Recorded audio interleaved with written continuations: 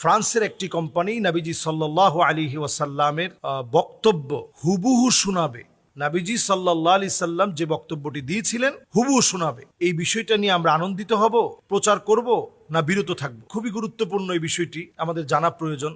অমুসলিমরা নানাভাবে অনেক সময় আমাদেরকে অনেকভাবে ধোঁকা দেয়। কখনো কখনো নেক্সট স্রোতে ধোঁকা দেওয়ার চেষ্টা করে। নেক্সট স্রোতে যখন ধোঁকাটা দেয় তখন আমরা অনেক সময় ধোঁকা খেয়ে একেবারে বোকা বনে যাই। আমারও চোখে পড়েছে এই বিষয়টি। ফেসবুকে সমানে আমরা শেয়ার করছি যে ফ্রান্স দায়িত্ব নিয়েছে 2030 সনে নবী করিম সাল্লাল্লাহু আলাইহি ওয়াসাল্লামের ভাষণ বক্তব্য সরাসরি আমাদেরকে ডেলিভারি দিবে।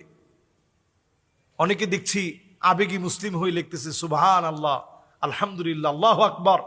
নবীজির বক্তব্য, নবীজির ভাষা আমরা শুনবো, হুবহু নবীজির জবান থেকে কথাগুলো যেন আমরা শুনছি।